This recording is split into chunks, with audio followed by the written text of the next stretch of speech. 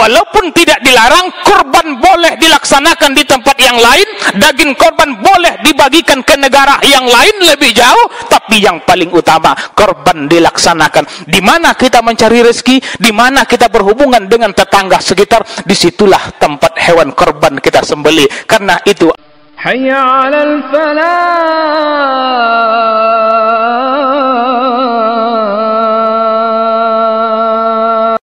Alhamdulillahi Rabbil Alamin. Alhamdulillahilladzi khalaqal insana fi ahsani taqwim, thumma radadnahu asfala safilin. Illal ladzina amanu wa 'amilus solihati falahum ajrun ghairu mamnun. Asyhadu an la ilaha illallah wahdahu la syarikalah, wa asyhadu anna Muhammadan abduhu wa rasuluh. Allahumma salli wa sallim wa barik ala sayyidina wa maulana Muhammadin wa ala alihi wa ashabihi wa man tabi'ahum bi ihsanin ila yaumiddin. Ayuhal hadirun rahimakumullah, ittaqullah, ittaqullah, ittaqullaha la'allakum turhamun.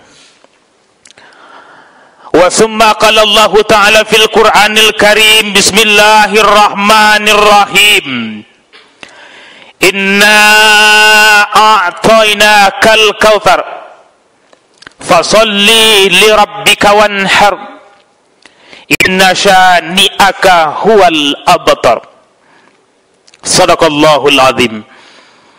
Jemaah Jumat, para tamu undangan Allah, para hamba-hamba Allah yang saya muliakan, segenap kita yang hadir, semoga senantiasa dimuliakan oleh Allah Subhanahu wa ta'ala.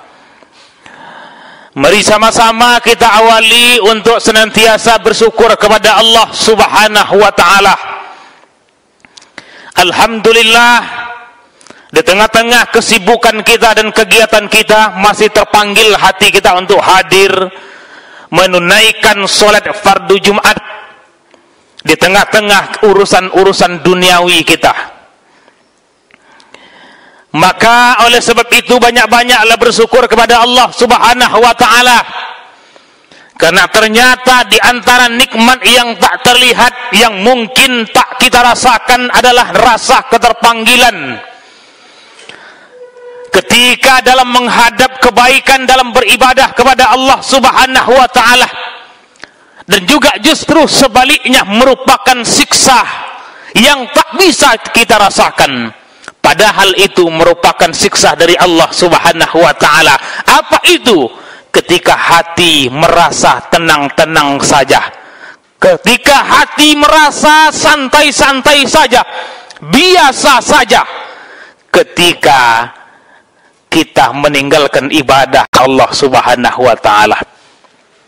Maka oleh sebab itu jemaah Jumat, para tamu undangan Allah yang saya muliakan, ini merupakan nikmat yang amat besar dari Allah Subhanahu wa ta'ala bagi orang-orang yang beriman.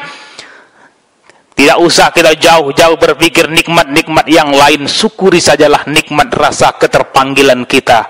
Ketika masih ada rasa itu, ketika dipanggil untuk melaksanakan salat Jumat, maka hati kita terketuk, maka bersegeralah. Ini bagian dari rasa syukur kita kepada Allah. Jadi mohon maaf pada para tamu undangan Allah, para jemaah Jumat yang saya muliakan, termasuk daripada abai terhadap nikmat Allah ketika dalam menghadap kebaikan, dalam beribadah kepada Allah Subhanahu wa ta'ala, terutama pada hari Jumat ini, ketika waktunya telah dekat, ketika waktunya telah sampai, tetapi kita masih disibukkan oleh pekerjaan-pekerjaan kegiatan duniawi kita. Sebagai perbandingan sedikit saja, mungkin dalam hal ibadah bisa kita tindak tunda waktunya. Oh, Jumat masih 5 menit lagi, nanti sajalah. Salat masih 10 menit lagi, nanti sajalah. Perkara dunia, perkara ibadah masih bisa kita tunda-tunda.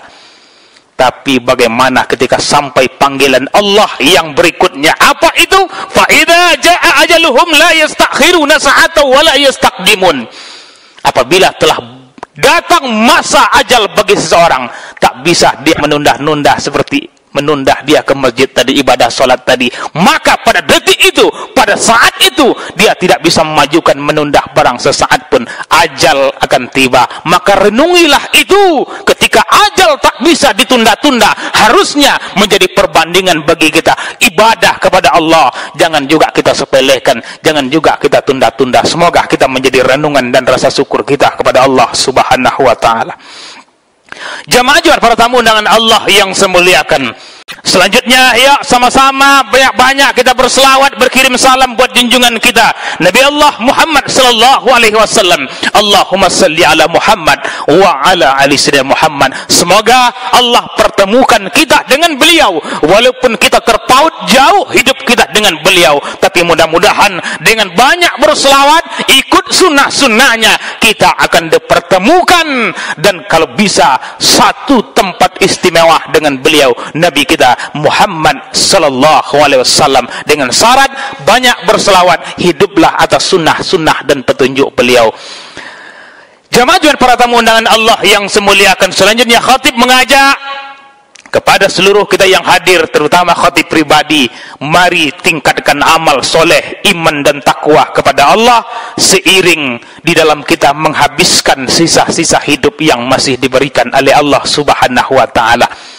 Yakinlah bahwa hidup kita hari ini sama-sama menuju pada kematian. Tak seorang pun bisa keluar daripada barisan itu. Kita sedang menunggu antrian, nomor kita akan dicabut dan kita akan menghadap kepada Allah. Tak bisa keluar daripada barisan itu. Yang bisa kita terus maju ke depan. Oleh sebab itu, sebaik-baik orang yang mempersiapkan kematian adalah dengan mempersiapkan iman dan takwa kepada Allah Subhanahu wa ta'ala. Jamaah Jumat, para tamu undangan Allah yang semuliakan, sebagai tema khutbah kita pada kesempatan yang mulia ini, mari sama-sama kita ambil tentang perintah Allah tentang ibadah korban. Lalu kita ambil ada 3 pertanyaan mengapa kita perlu berkorban. Hari ini kita telah masuk 1 Zulhijjah, maka 10 hari ke depan maka ada sebuah perintah Allah Subhanahu wa ta'ala, yakni memotong hewan kurban, merupakan ibadah yang tertinggi nilainya di bulan ini selain daripada ibadah haji. Tetapi bagi kita yang berada di kampung, tidak melaksanakan ibadah haji, tidak ada ibadah yang paling mulia, yang paling tinggi kedudukannya selain ibadah kurban, sebagaimana 10 hari ke depan diperintahkan oleh Allah Subhanahu wa ta'ala untuk kita menyembelihnya. Jamaah para tamu undangan Allah yang semuliakan, yang pertama, mengapa kita perlu berkorban? Yang jelas sebagaimana ayat yang sama-sama kita bacakan tadi, bahwa berkorban merupakan wujud rasa syukur kepada Allah.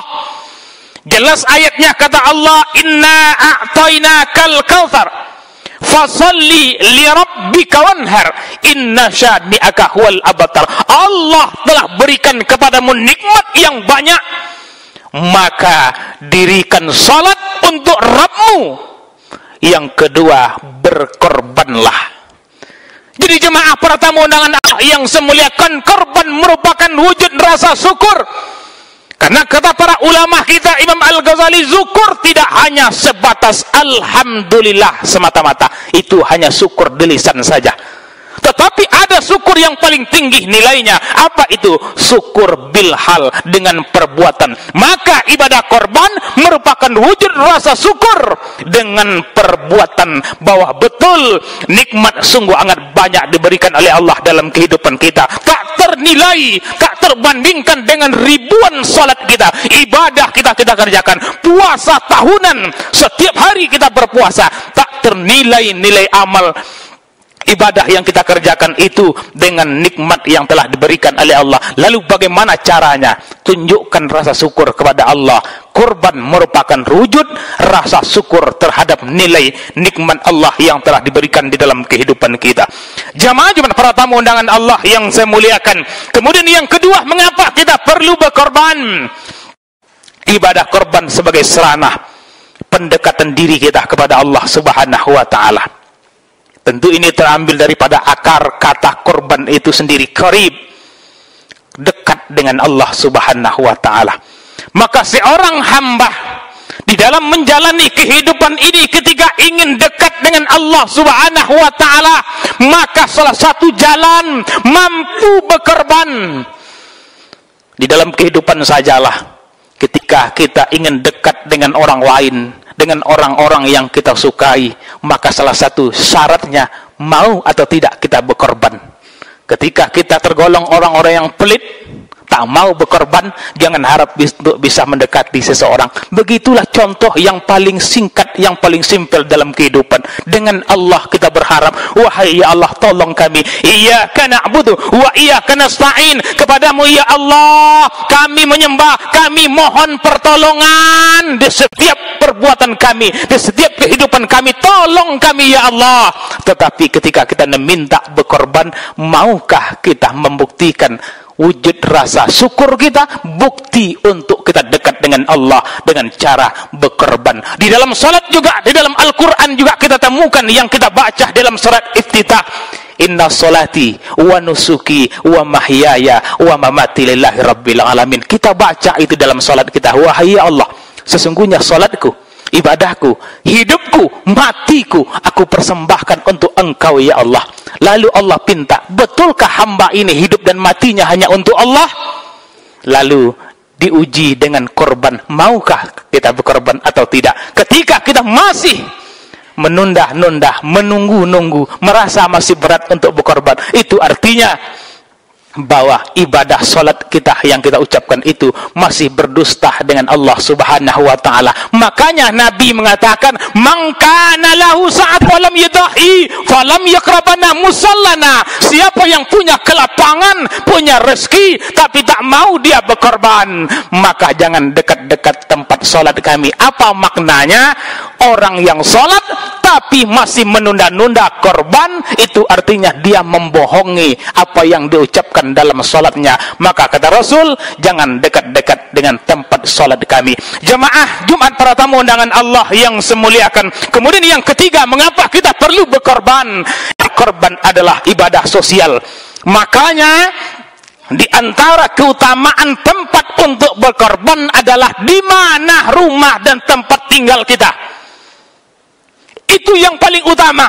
Walaupun tidak dilarang, korban boleh dilaksanakan di tempat yang lain, daging korban boleh dibagikan ke negara yang lain lebih jauh, tapi yang paling utama, korban dilaksanakan di mana kita mencari rezeki, di mana kita berhubungan dengan tetangga sekitar. Disitulah tempat hewan korban kita sembelih, karena itu adalah ibadah sosial, ibadah korban, bukti untuk berbagi kepada orang-orang yang ada di sekitar kita. Jemaah Jumat para tamu undangan Allah yang semuliakan, kiranya tiga inilah yang menjadi renungan, yang menjadi pertanyaan dan jawaban bagi kita, mengapa kita perlu berkorban. Semoga Allah beri kelapangan kepada kita untuk mengeluarkan sebagian saja, sedikit saja daripada harta benda kita, untuk membuktikan rasa syukur kita, untuk kedekatan kita kepada Allah, dan untuk ibadah sosial dengan orang-orang yang ada di sekitar kita. Semoga bermanfaat. Fa'tabiru ya ulil absar la'allakum turhamun.